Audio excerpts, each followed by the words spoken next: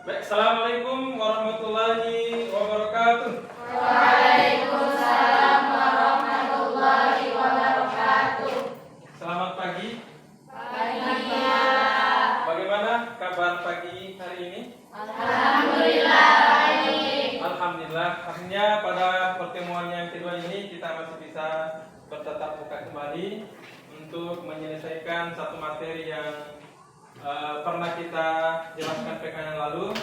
Tapi sebelum kita mulai pelajaran hari ini, supaya lebih bermanfaat dan berberkah pelajaran kita, saya minta ketua kelas untuk memimpin doa sebelum kita melakukan proses pembelajaran. Kepada ketua kelas saya persilakan. Kita belajar, marilah kita berdoa. Berdoa dimulai.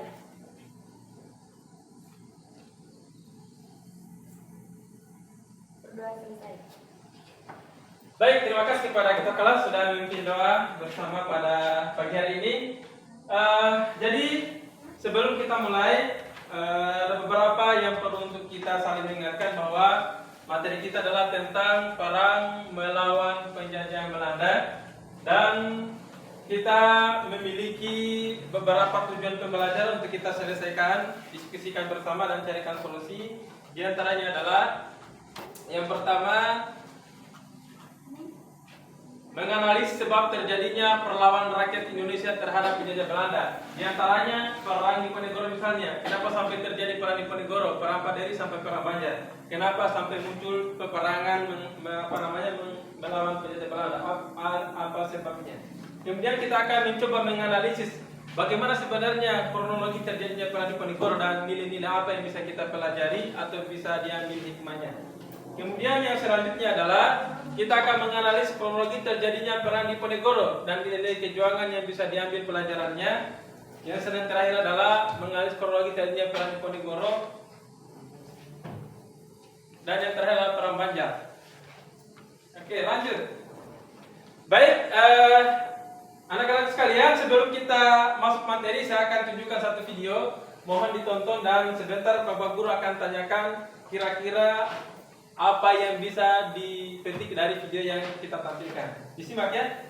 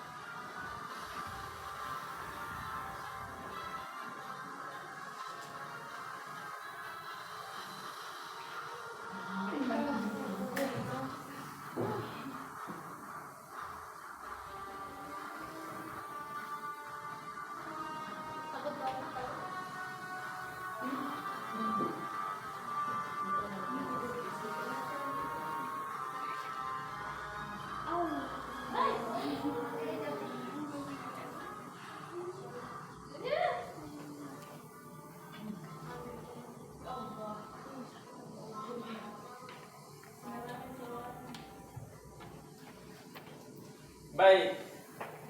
Sudah ditonton videonya ya? Sekarang dari video tersebut siapa yang bisa memberikan jawaban?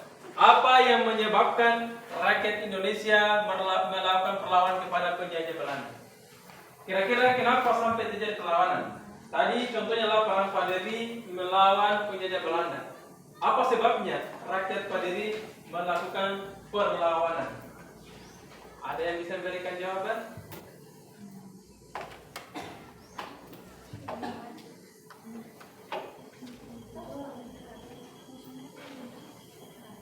Ya, silakan. Nur Dalila, silakan. Perang Padri itu bermulai karena adanya pertentangan antara kaum Padri dan kaum adat dalam masalah praktik keagamaan. Baik, sudah betul ya bahwasanya terjadi pertentangan antara kaum adat dan kaum agama. Dalam hal ini orang-orang yang telah belajar dari Mekah kembali ke Indonesia untuk memberikan ajaran Islam. Ternyata setelah kembali terjadi praktek-praktek yang bertentangan dengan agama. Di antaranya pada saat itu ada namanya judi ayam, kemudian praktek minum-minuman keras. Namun kemudian karena kaum adat ini tidak menerima, akhirnya dia kemudian meminta bantuan kepada Belanda. Dan situlah kemudian antara kaum adat dengan kaum agama Paderi terjadi perlawanan yang akhirnya seperti sudah kita saksikan banyak menelan korban. Baik, yang selanjutnya kita akan mencoba menenangkan suasana ketika misalnya dalam keadaan gaduh. Oleh karena itu saya harapkan ketika saya berikan aba-aba Anda mengikutinya supaya proses pelajaran kita ini terlihat suasananya hidup. Misalnya ketika Bapak bilang hai, kalian menjawab hello. Ya. Kemudian kalau Bapak Guru bilang pagi, jawabannya semangat. Kalau Bapak Guru bilang sejarah, jawabannya adalah kreatif, inovatif is the best. Oke? Oke, sama ya. Kalau Bapak Guru bilang hai, jawabannya hello. Baik. Kalau Bapak Guru bilang sejarah, apa? Maaf ya. Kalau Bapak Guru bilang pagi, semangat. Kalau Bapak Guru bilang sejarah, kreatif, inovatif, bisa kita coba ya, kita praktek. Hai, hello. Pagi, semangat. Sejarah, kreatif, inovatif, bagus. Terima kasih sudah mengikuti instruksi dari Bapak Guru. Baik, selanjutnya saya akan sampaikan bahwa pelajaran kita untuk materi ini KKM adalah 70. Kalau nanti sebentar diberikan tugas atau nilainya di bawah 70, maka dia harus remedial. Jelas ya? Baik. Karena hari ini adalah melanjutkan pertemuan pekan lalu tentang diskusi hasil dari pemecahan masalah yang telah ditemukan dari masing-masing kelompok. Oleh karena itu saya akan jelaskan bagaimana presentasi dan penilaiannya pada saat presentasi depan. Baik, dengarkan. Ketika misalnya Bapak Guru persilakan kelompok 1 maju, maka sudah ada moderator yang memimpin jalannya presentasi. Pertama membuka, kemudian menyapa Bapak Gurunya dengan teman-teman. Setelah itu mempersilakan satu persatu dari anggotanya untuk membacakan hasil galian informasi dari kelompok lain termasuk kelompoknya sendiri. Jelas ya? Jelas? Jelas di belakang? Oke. Apa-apa saja yang dinilai, jadi semua yang tampil saya akan nilai. Yang pertama, intonasinya ketika menyampaikan hasilnya. Kemudian pelafalan kata harus jelas. Kemudian lancar menyampaikan argumennya. Kemudian ekspresi wajahnya ketika ada sesuatu yang tidak bagus, ekspresinya juga ada. Ya, kemudian penampilannya, yang terakhir adalah gestur atau gaya tubuhnya. Jelas ya? Kalau misalnya nilainya 25, berarti itu ya sangat rendah. Jadi penilaian 25, 50, 75, 100. Kalau dapat 100 berarti perfect penampilannya. Oke, jelas ya? Jelas? Baik.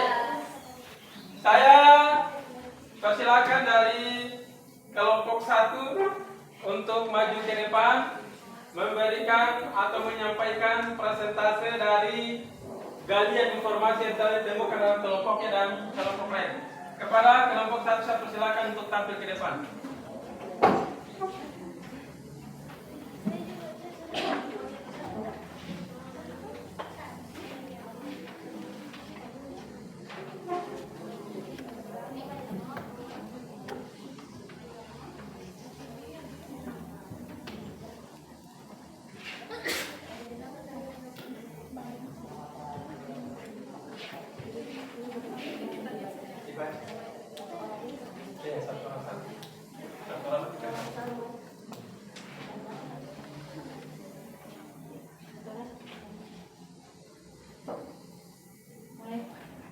Ya silakan dimulai.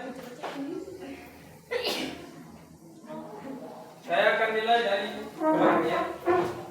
Bismillahirrahmanirrahim. Assalamualaikum warahmatullahi wabarakatuh. Waalaikumsalam warahmatullahi wabarakatuh. Innal hamdalillah nahmaduhu wa nasta'inu wa nastaghfiruh wa na'udzu billahi min syururi anfusina wa min sayyiati a'malina. May yahdihillahu fala mudilla lahu wa may yudlil fala hadiya lahu. Pertama-tama dan paling utama, marilah kita panjatkan puja dan puji syukur atas kehadirat Allah Subhanahu wa taala. Karena di mana Ia telah memberikan karunia serta nikmat-Nya hingga kita dapat berkumpul di tempat yang penuh dengan ilmu. Tak lupa pula kita panjatkan salawat serta salam kepada baginda besar kita yakni Nabiullah Muhammad SAW. Karena di mana Ia telah membawa kita dari alam kegelapan menuju alam yang terang benderang, dari alam kejahilan menuju alam keislaman seperti yang kita rasakan hari ini. Langsung saja, Bapak Guru yang saya hormati dan teman-teman yang saya cintai, berdirinya kami di sini bukan karena kami tidak diberikan tempat duduk, melainkan kami ingin mempresentasikan informasi yang kami dapat tentang perlawanan bangsa Indonesia terhadap penjajah. Yang pertama saya serahkan kepada Saudari Misbah Purnama untuk memaparkan informasi tentang perlawanan bangsa Indonesia pada Perang Banjar. Silakan. Bismillah, Assalamualaikum warahmatullahi wabarakatuh. Waalaikumsalam warahmatullahi wabarakatuh. Jadi saya akan memaparkan materi saya.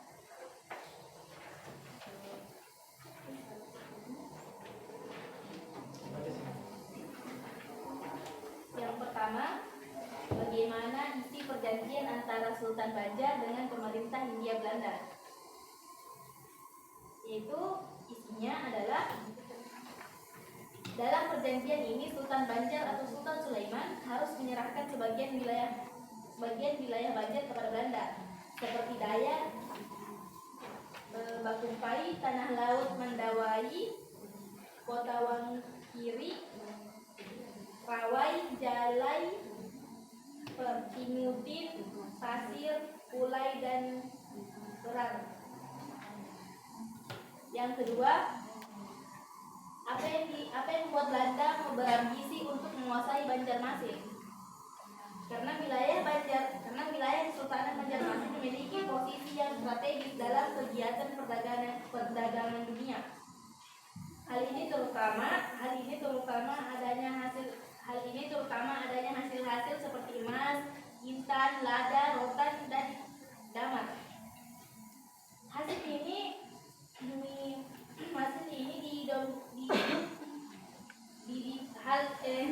ini diminati oleh orang-orang Barat. Kondisi inilah yang membuat Belanda berambisi untuk menguasai Banjarmasin. Yang ketiga, bagaimana perumusan siasat perlawanan Banjar melawan tawaran perundingan Belanda? Yang itu ada 4. Yang pertama, pemusatan kekuatan perlawanan daerah Amuntai. Yang kedua, membuat dan memperkuat pengangkatan di tanah laut, di Martapura, Rantau, dan Kandangan. Yang ketiga, Pangeran Antasari memperkuat pertahanan di daun atas dan yang keempat, mengusahakan tambahan senjata.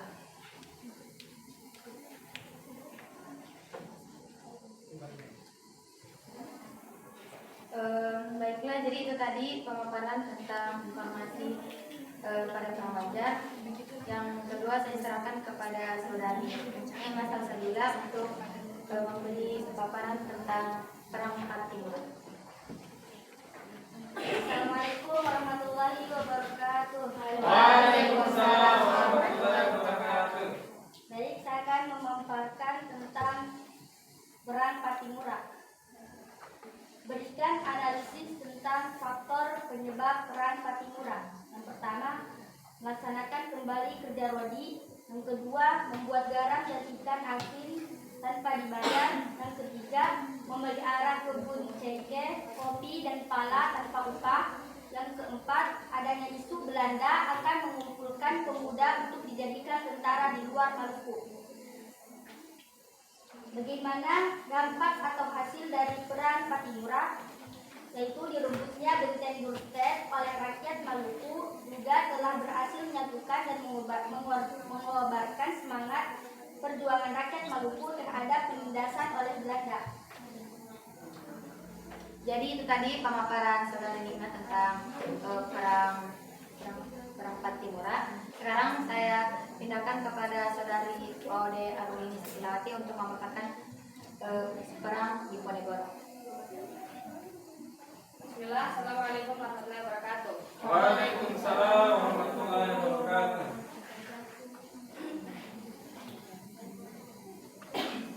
Baiklah, ketika di sini saya akan memaparkan bagaimana terjadinya perang di Ponegoro. Apa strategi yang dibuat oleh Pangeran Diponegoro? 1. Merencanakan serangan ke Keraton Yogyakarta. 2. Mengirim kurir kepada bupati atau ulama. 3. Menyusun daftar nama bangsawan. 4. Membagi kawasan Kesultanan Yogyakarta menjadi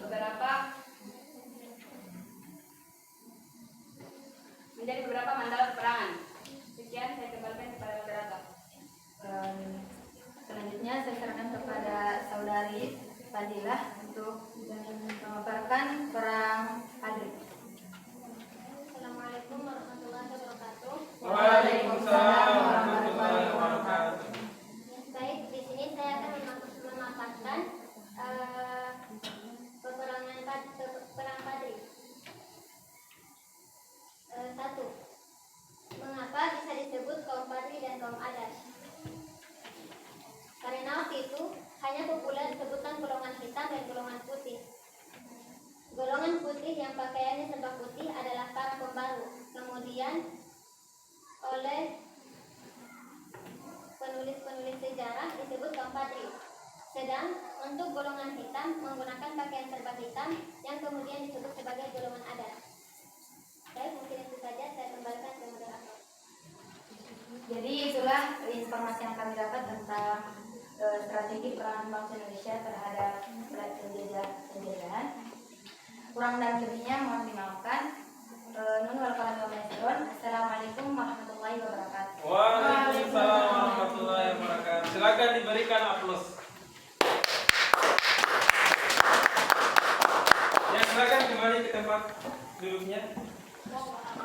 Baik, kita sudah mendengarkan tadi penampilan dari kelompok 1.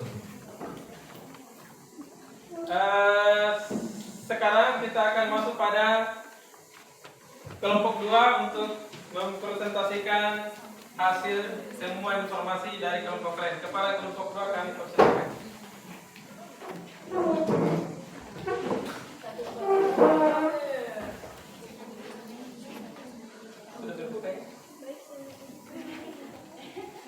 Assalamualaikum warahmatullahi wabarakatuh. Waalaikumsalam warahmatullahi wabarakatuh.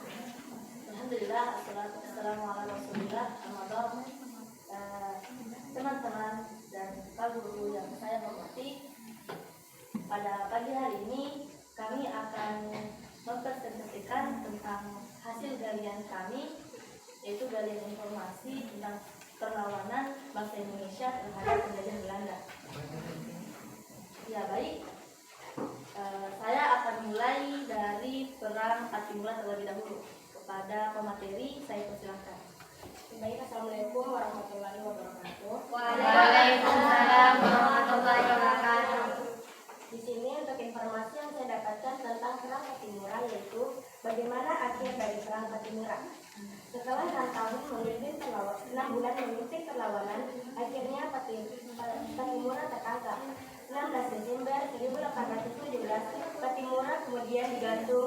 lalu kota Ambon. Lalu Christina Matatia Mahmud melanjutkan memerangi gerilya walaupun akhirnya tertangkap juga. Ya, itu dari sebagian informasi dari kelompok kita. Terima kasih untuk materi dan saya berikan lagi kesempatan untuk membacakan materi kurang lebih kepada kalian kita. Silakan. Baik, langsung saja. Jadi informasi yang saya dapat dari Perang Panji yaitu apa yang dimaksud dengan pelakat panjang. Jadi pelakat panjang adalah pernyataan atau jenis emas yang isinya tidak akan ada lagi peperangan antara Belanda dan Eropa. Ya, kemudian lanjut ke perang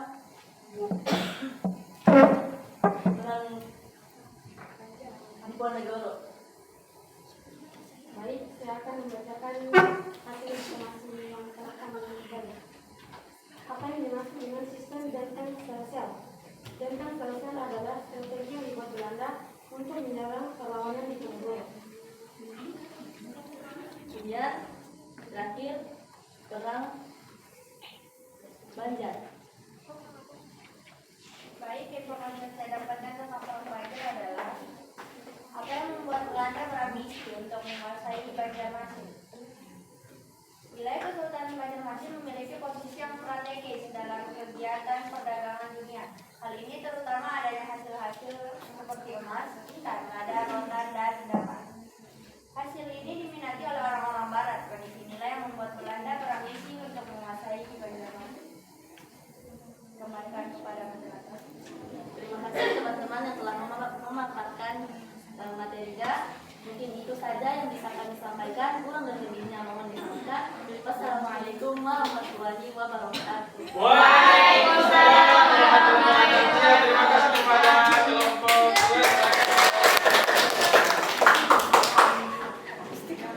baik ya, luar biasa. Kita sudah mendengarkan tampilan dari masing-masing kelompok 1 dan kelompok 2. Selanjutnya kita persilakan kepada kelompok 3 untuk maju ke depan dan mempresentasikan hasil diskusinya. Silakan maju ke depan.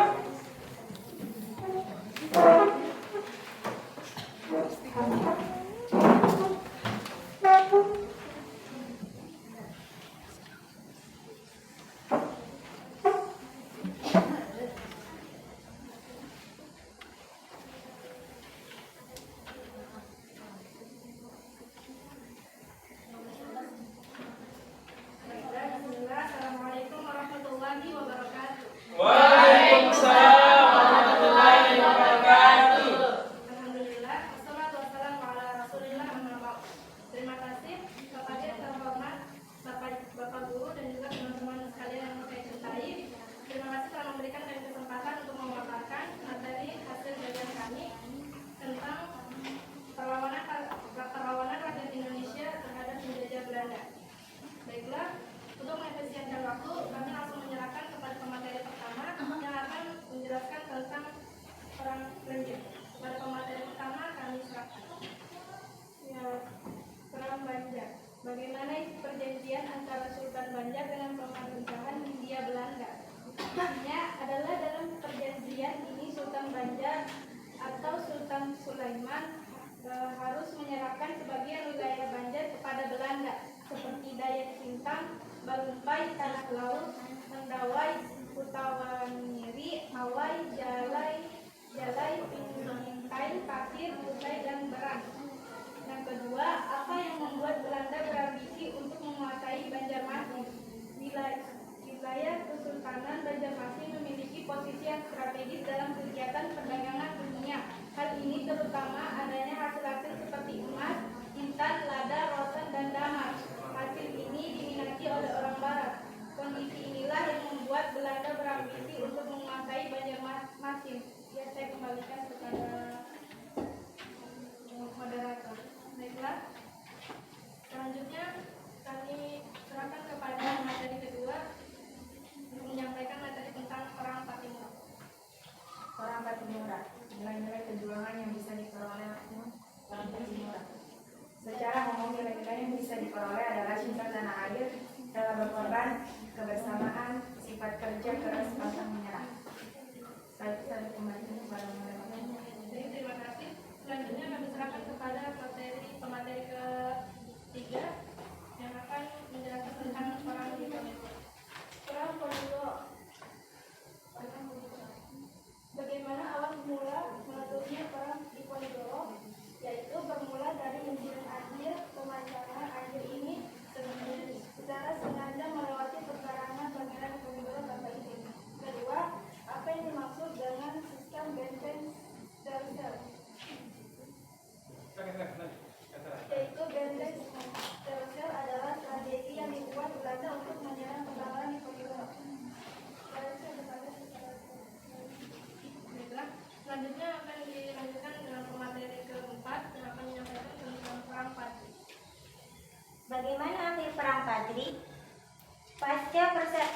Pasca pengasingan Tuanku Imam Bonjol, perang Padri masih sempat dilanjutkan oleh Tuanku Tambusai. Akan tetapi, semua perlawanan rakyat Minangkabau berhasil ditumpas oleh Belanda. Jatuhnya Tuanku Tambusai tanggal 28 bulan 12 1838 menandai akhir perang Padri. Nilai-nilai kejuangan dari perang Padri, semangat keagamaan, rela dan ikhlas berkorban, patriotisme, nasionalisme, dan pantang menyerah. Baik, saya kembalikan kepada moderator. Baiklah, itu saja yang dapat saya sampaikan tentang materi bagaimana perlawanan rakyat Indonesia terhadap para penjajah Belanda. Baiklah, terima kasih. Assalamualaikum warahmatullahi wabarakatuh. Waalaikumsalam warahmatullahi wabarakatuh. Terima kasih. Baik, lanjut kepada kelompok terakhir untuk mempresentasikan sebagai penutup daripada presentasi kelompok hari ini. Silakan kepada kelompok keempat, kami silakan.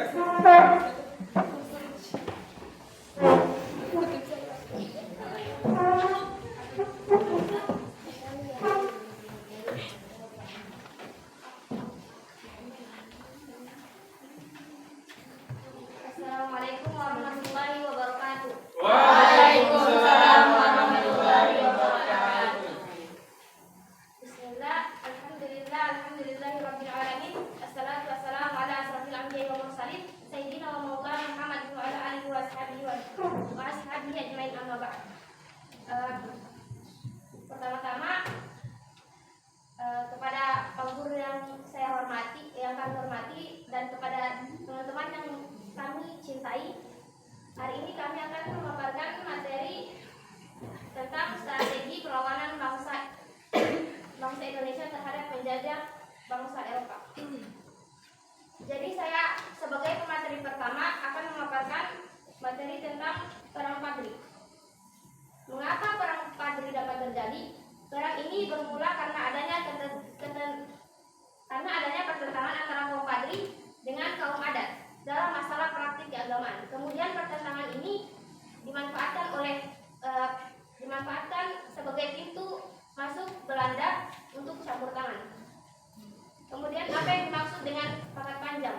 Pakat panjang adalah pernyataan atau janji khidmat yang isinya tidak akan ada lagi pertentangan antara Belanda dengan kaum Padri. Kemudian materi kedua akan saya berikan kepada perang panjang. Terima kasih kepada moderator karena telah memberikan izin bagi saya untuk memaparkan informasi yang telah kami dapat dari perang Banjar. Itu mengapa pengangkatan Sandidila sebagai Sultan Banjarmasin menimbulkan protes dan rasa kecewa dari berbagai pihak. Karena Sandidila memiliki perangai yang kurang baik, senang minum minuman keras seperti orang Belanda, dan Sandidila juga menghapus hak istimewa pada saudara-saudaranya. Mungkin saya kembalikan kepada moderator. Kemudian pemateri ketiga yaitu perang Diponegoro. Baik, saya akan memaparkan tentang materi perang Diponegoro. Pertama, bagaimana akhir dari perang Diponegoro? Penyerangan diri dan tertangkapnya para pengikut Pangeran Diponegoro yang menjadi aturan berat bagi Pangeran Diponegoro.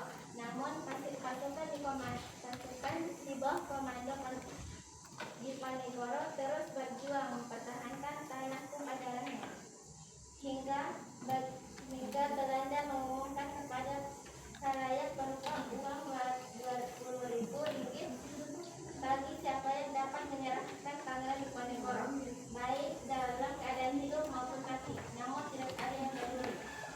Saya kembalikan kepada moderator. Kemudian pemateri terakhir yaitu perang Patimura. Baik, di sini saya akan memaparkan materi tentang perang Patimura, yaitu apa nilai-nilai kejuangan yang bisa diperoleh. Secara umum, nilai-nilai yang bisa diperoleh adalah cinta tanah air, rela berkorban, kebersamaan, serta kerja keras pantang menyerah.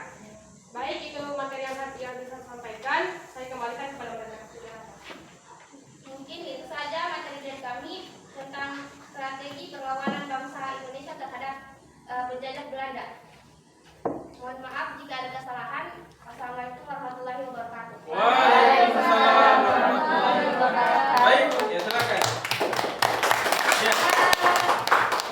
Iya, secara umum alhamdulillah ya penampilan dari SMA kelompok hari ini menunjukkan nilai yang sangat luar biasa. Dari cara menyampaikan juga intonasinya sudah mulai bagus. Dan untuk selanjutnya adalah kita akan coba jelaskan secara singkat kesimpulan materi hari ini. Setelah itu kita akan adakan kuis. Siapa kelompok yang paling banyak menjawab akan mendapatkan hadiah. Ya. Soalnya hanya 4 nomor ya, 4 nomor pilihan ganda. Saya hanya nanti menuju siapa yang tercepat angkat tangan yang berikan jawaban, itu yang dapat juara. Bisa ya? Oke, baik. Kita simpulkan dulu pelajaran hari ini terkait tentang perang Diponegoro yang pertama. Baik. Ya, perang Diponegoro atau juga biasa disebut perang Jawa merupakan perang besar yang pernah terjadi di Nusantara antara penjajah Belanda dan pasukan yang dipimpin oleh Pangeran Diponegoro. Belanda menyebut perang ini dengan perang Jawa karena terjadi di tanah Jawa, khususnya kota Yogyakarta. Sedangkan di Indonesia kita lebih akrab dengan sebutan perang Diponegoro karena Diponegoro merupakan tokoh sentral dalam perang ini.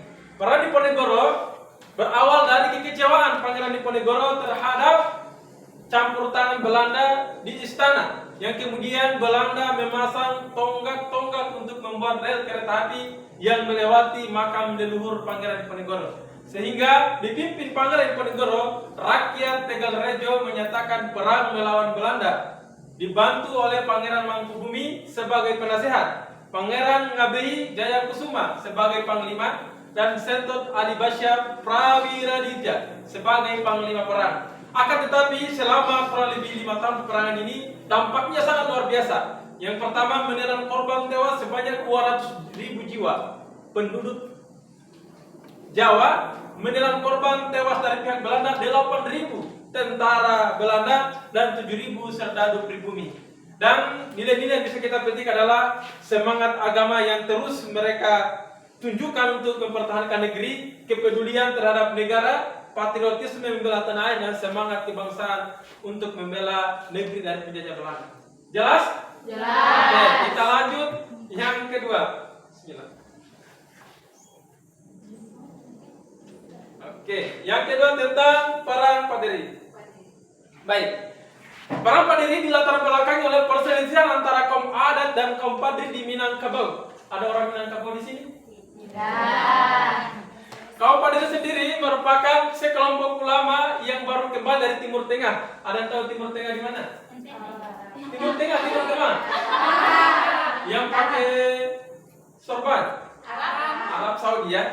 Mereka dari Timur Tengah, dari Arab Saudi, kembali ke tanah air untuk memurnikan ajaran Islam. Kenapa untuk memurnikan? Karena di kaum adat itu masih ada yang menerapkan kebiasaan seperti perjudian, sabung ayam, penggunaan madat, jimat, kemudian minuman keras, tembakau, rokok, ya, siri, dan juga banyak hukum-hukum adat yang melanggar agama. Dan kaum Padri sendiri adalah ajaran Islam yang beraliran Wahabi. Mungkin kita pernah dengar ya, Wahabi, yang kebanyakan orang menyebut sebagai sangat fanatis. Kemudian terjadilah bentrokan antara keduanya. Karena terdesak, kaum adat minta bantuan kepada Belanda. Ya, Belanda bersedia membantu kaum adat dengan imbalan sebagai wilayah Minangkabau, harus diserahkan kepada Belanda. Kemudian pasukan Padri dengan taktik perang gerilya berhasil mengacaukan pasukan Belanda. Karena kewalahan, Belanda mengajak berunding. Tanggal 22 Januari 1844 diadakan perjanjian Mosan dengan kaum Padri diwakili oleh Tuanku Nanrece dan Tuanku Pasaman. Seorang Arab Said yang bernama Salimu Jafrid bertindak sebagai perantara. Pada hakikatnya berulang-ulang Belanda mengadakan perjanjian, tetapi selalu mengalami kebuntuan. Ya, karena Belanda selalu berbuat curang. Ya, dan nilai yang bisa diambil dalam persatuan kesatuan adalah berkorban tanpa pamrih dan cinta tanah air. Jelas? Jelas. Sebentar akan ada kuis ya, jadi simak. Yang ketiga, perang Patimura. Baik. Sejak VOC berkuasa di Maluku, rakyat menjadi sengsara. Muncullah keinginan untuk melawan kepada VOC. Secara umum, penyebab terjadinya perlawanan rakyat Maluku adalah yang pertama, desas-desus jumlah guru akan dikurangi untuk penghematan, upah kerja yang tidak pernah dibayar, keharusan membuat garam dan ikan tanpa upah, tindakan semena-mena presiden terhadap rakyat Saparua. Oke, lanjut. Kemudian di sini dipimpin oleh Thomas Matulesi. Sebenarnya anak-anak sekalian, ini Thomas Matulesi itu nama Kristennya. Nama Islamnya itu adalah Ahmad Lusi. Ya, jadi kalau kita menyebut nama Ahmad Lusi itulah Kapitan Patimura yang memegang parang uang 1000. Dia dibantu oleh Anthony Ribok, Philip Latumahina, Ulu Paha, Paulus Tiahahu, dan seorang pejuang wanita, Christina Marta Tiahahu, bersama rakyat Maluku melakukan perlawanan pada tahun 1817. Mereka berhasil merebut benteng Lustet di Saparua sehingga Residen Van den Berg tewas. Perlawanan juga berkobar di pulau-pulau yang lain, yaitu Nusa Laut dan Haruku. Penduduk berusaha merebut benteng Zeeland. Untuk merebut kembali benteng Lustet, pasukan Belanda didatangkan dari Ambon di bawah pimpinan Mayor Bertjes. Namun pendaраtannya digagalkan oleh penduduk dan Mayor Bertjes tewas. Apa akhir dari perang ini? Yaitu Kapitan Patimura digantung di alun-alun. Ya, sangat disayangkan, ya, Patimura diperlakukan sangat kejam. Dan Christina Tiahahu mencoba melanjutkan perlawanan, akan tetapi tetap juga mengalami kekalahan. Jelas? Oke. Yang terakhir adalah Perang Banjar. Jaga jawabannya. Perang Banjar diawali dari perebutan tahta yang terjadi dalam keluarga Kesultanan Banjar. Siapakah dia?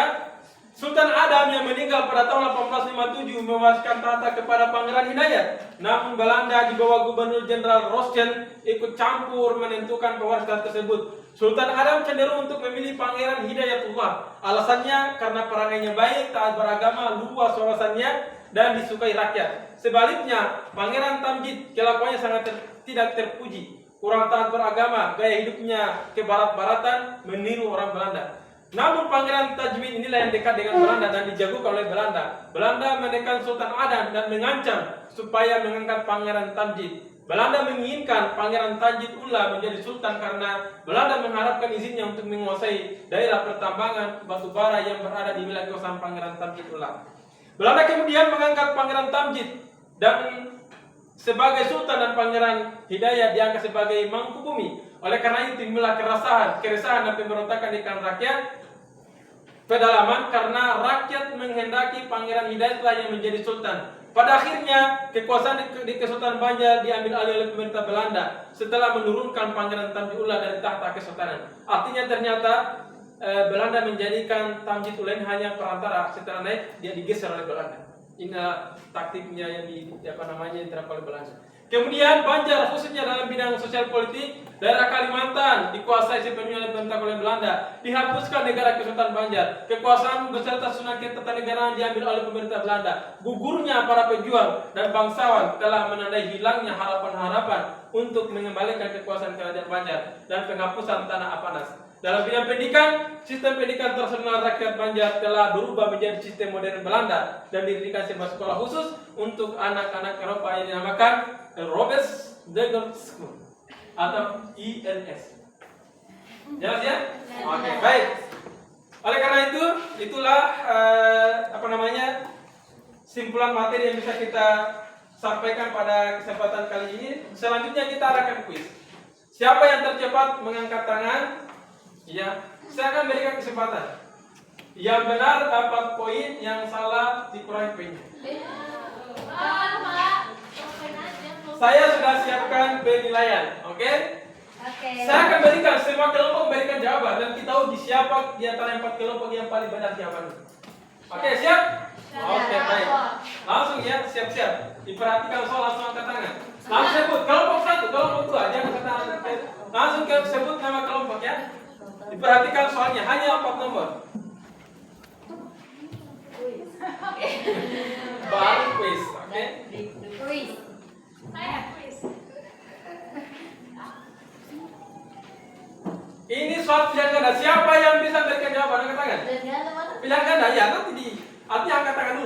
gambaran soal ini adakah yang ingin berikan jawaban? Pada 15 Mei 1817, Patimura memulai perlawanan rakyat baru terhadap pengelolaan Belanda yang ditandai dengan peristiwa. Baik, saya akan munculkan pilihan gandanya. Silakan. Silakan, siapa yang bisa berikan jawaban? Ayo, ada yang bisa? Baik, sampai selesai kelompok 1. Waktu berpikir hanya 15 detik dari sekarang. Silakan. Berikan jawaban. Saya akan list satu persatu jawaban yang Anda berikan. Ya, 15 detik dari sekarang. Ya.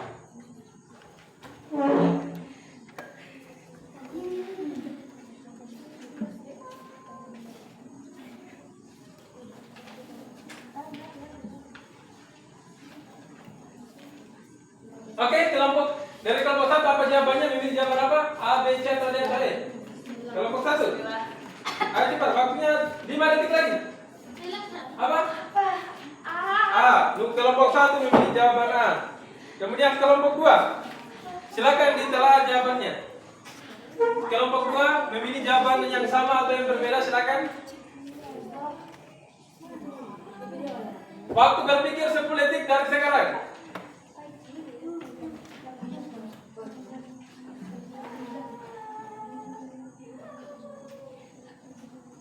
Lima, 4, 3, 2, 1. Oke, kelompok 2 memilih, sudah sepakat B? B, oke. Kelompok 3 memilih jawaban yang sama atau beralih? Nomor 3 apa pilihannya? B, oke. Kelompok 4 memilih? Oke, baik. Sebentar. Baik, perhatikan soalnya. Pada 15 Mei 1817, Patimura mulai perlawanan rakyat Maluku terhadap pemerintah kolonial Belanda yang ditandai dengan peristiwa perebutan benteng militer di Saparua. Jawaban yang benar.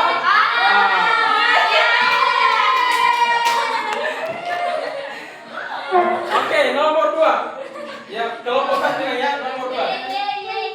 Siapa yang tercepat itu yang dapat. 1, 2, 3. Disimak soalnya. Berapa dari diawali dengan pepecahan di kalangan rakyat Indonesia sendiri, yaitu kelompok 2. Mana yang benar? B. Yang benar adalah B. Yang benar adalah B. Ya, jelas ya, kelompok 2 mendapatkan poin 1. Jawaban yang benar adalah konflik antara kaum Paderi dan kaum Adat. Oke, lanjut. Nomor 3.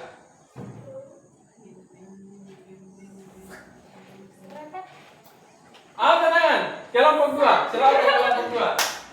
Sebab usul terjadinya perang di Diponegoro adalah, silakan dipilih jawabannya.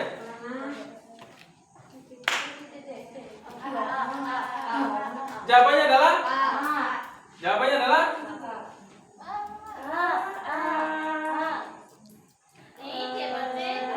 5, 4, 3. Jawabannya adalah? Oke. Kita memilih jawaban. Kita memilih jawaban. Kalian apa? Kalian? Ini? Jawabannya adalah Belanda memasang patok-patok pemajaan melalui makam yang umum. Oke. Kelompok 2 sudah 2 poinnya. Pertanyaan terakhir. Ini pertanyaan terakhir. Siapa tahu nilainya 50-50 yang kelompok 2. Silakan nilai soalnya. Oke, baik. Siap, 1, 2, 3. Siapa? Angkat tangan. Kelompok 3. Siapa? Ya, kelompok 1 silakan. Silakan dipilih jawabannya. Belanda intervensi dalam pengangkatan raja di kerajaan Banjar. Belanda mengangkat Pangeran Tamjidillah, namun rakyat menghendaki Pangeran Hidayat menjadi raja. Hal ini karena jawabannya adalah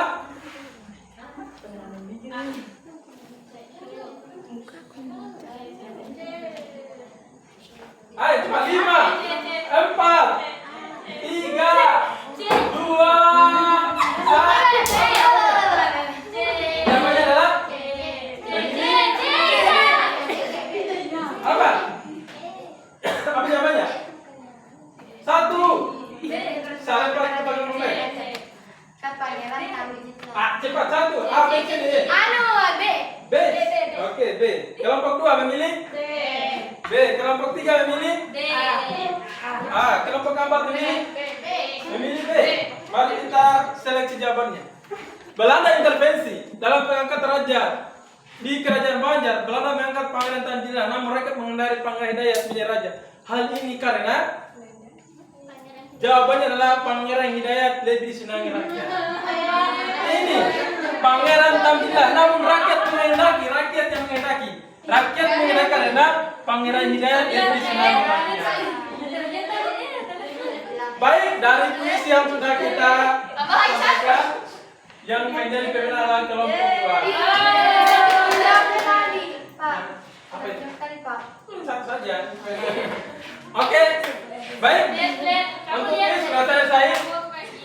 Selanjutnya kita hadiahnya nanti menyusul ya, insya Allah. Baik. Serangkaian pembelajaran kita sudah lewati, ya mulai dari presentasi sampai kesimpulan materi dan kuis. Sekali lagi saya menanyakan dari proses pembelajaran ini apa yang menjadi masalah atau kurang berkenan atau apa menjadi kendala pada pelajaran hari ini? Pak, bertanya. Ya, silakan. Kan itu di perang Karduri, Ya, orang-orang yang dari tanah timur ya, kembali ke Indonesia untuk mengajarkan agama Islam. iya. Terus, Itu mereka ke Indonesia naik pesawat. ya, mereka dulu ya, zaman dulu belum ada pesawat. Jadi mereka naik kapal itu berbulan-bulan. Makanya kenapa banyak ulama kita dari Indonesia lebih kemudian menetap di Arab Saudi karena perjalanan sangat panjang. Bahkan ada yang ulama kita sangat terkenal, ya namanya Syekh Imam Nawawi Al-Bantani, orang Banten. Dia menjadi guru pengajar di Arab Saudi selama 10 tahun. Bahkan menjadi rujukan ulama di saat itu. Jadi semua ulama belajar pada Imam Nawawi Al-Bantani. Karena mereka ulama di Arab Saudi agak cemburu dengan Imam Nawawi Al-Bantani karena lebih cerdas, akhirnya melakukan usaha supaya Imam Al-Bantani dipulangkan ke Indonesia. Begitulah, namanya ilmu pasti ada orang yang dengki. Jadi Imam An-Nawawi di Indonesia. Ya, Imam An-Nawawi kemudian kembali ke Indonesia. Ya. Imam An-Nawawi Al-Bantani dia cerdas, orangnya sangat luar biasa. Masih ada sekarang? Sudah meninggal. Baik, ada lagi pertanyaan? Ada pertanyaan? Baik, kalau tidak ada berarti jelas ya. Baiklah anak-anak sekalian, hari ini cukup sampai di sini pertemuan kita. Terima kasih atas partisipasinya pada pagi hari ini. Sudah semangat mengikuti pelajaran dan sampai presentasi. Ya, tidak apa-apa. Sebagai tugas terakhir yang harus dikerjakan, pekan depan Bapak Guru akan periksa. Soal yang pertama. Oke, soal yang pertama. Soal yang pertama adalah mengapa rakyat Indonesia, terutama di daerah Jawa, Minangkabau, dan Kalimantan melakukan perlawanan terhadap Belanda.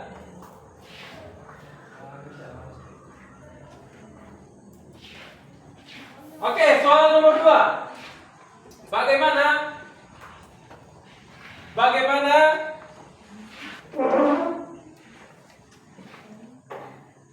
keterkaitan antara perang Diponegoro dengan perang Paderi?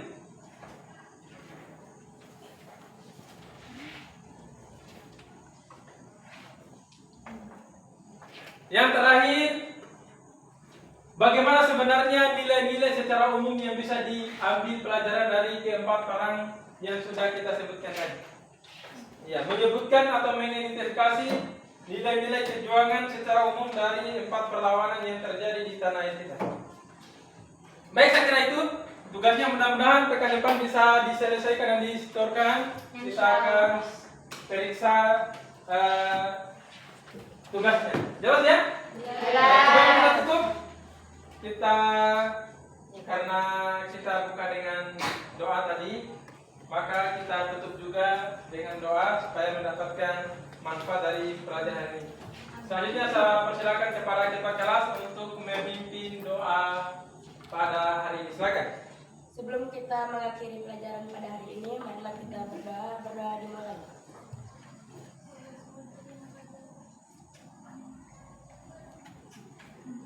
Berdoa selesai. Oke. Hai. Pagi. Sejarah. Oke, terima kasih anak-anak sekalian telah bersemangat. Kita cukupkan pertemuan hari ini dengan mengucapkan wassalamualaikum warahmatullahi wabarakatuh.